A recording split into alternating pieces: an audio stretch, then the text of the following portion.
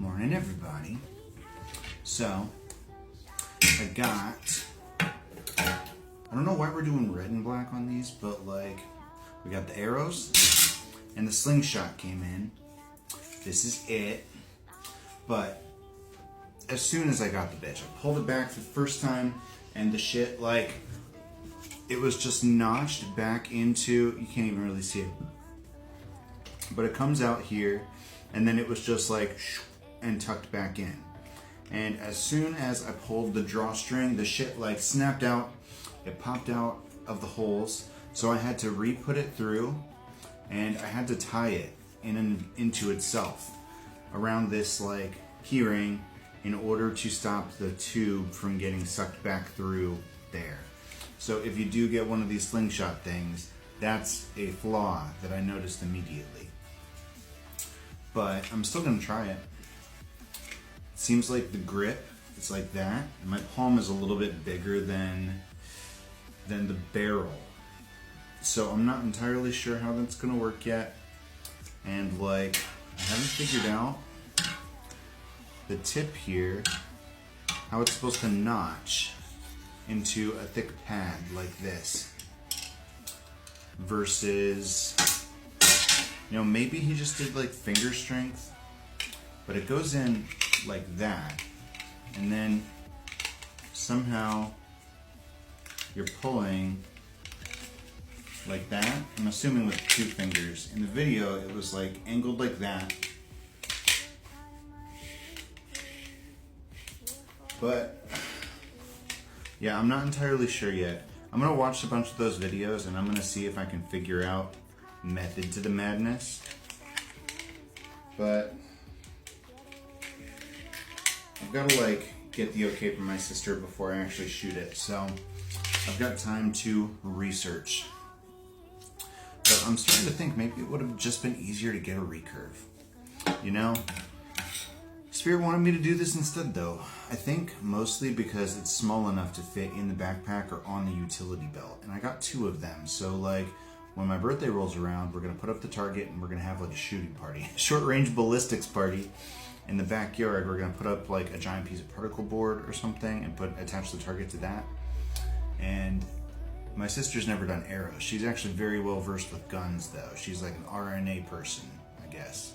Is that what it is? RNA? Whatever coalition of gun people, she's like top tier, apparently. She's what a thunk, man. She's like a woodworker and she knows about guns. I didn't know any of this about her, you know? Like, I had no clue. I thought that she was just some CEO level business person doing her thing. But I think we're gonna do a little reading. It's so funny, man. 10 years apart. And it's not like she changed terribly. She just became well-rounded.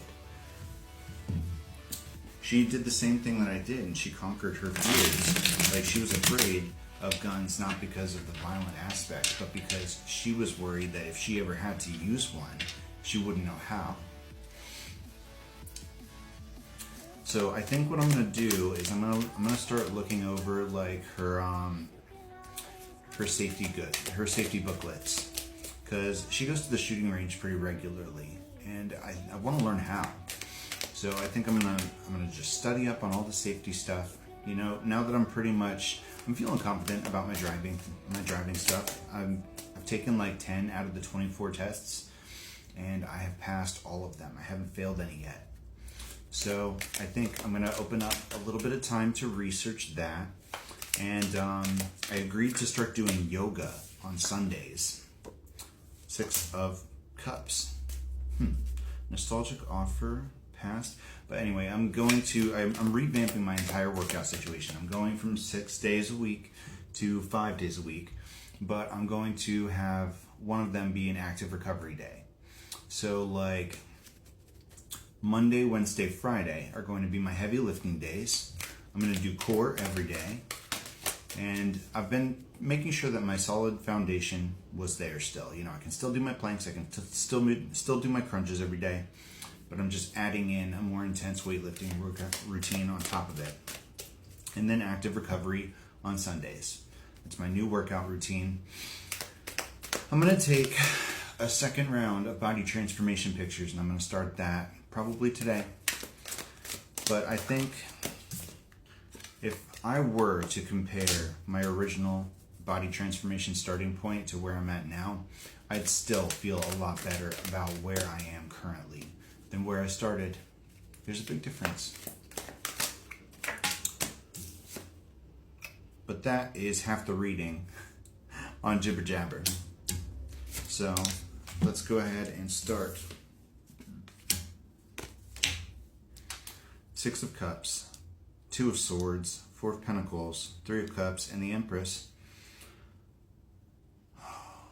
A crossroads after a return from the past, holding on to friendships. I have been making more of an effort to reconnect with my old friend Sina, my final soul connection standing. But Horned Owl, I've just been watching her life, and she's good, you know? Like, she's happy, she's fulfilled, she's in her routine, she's doing what she needs to do in order to be happy for her. And I'm not taking that to mean that I shouldn't cross hell and high water to go be part of her life on a daily basis again. But I think I'm starting to realize that I may not have to. All of the things that I was doing originally, the sun, that whole plan to move to Germany, get her back in my day-to-day, was to wait for that day I'd run into my twin flame there. And I think part of me wanted to fill a void left by him with her. Because going where the love is always how I've dealt with things like that.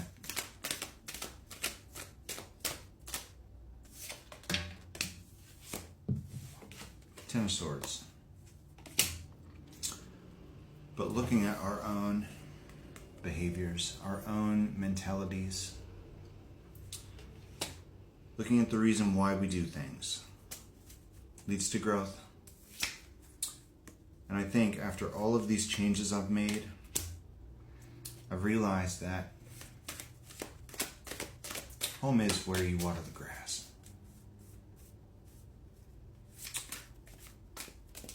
Home is where the love is.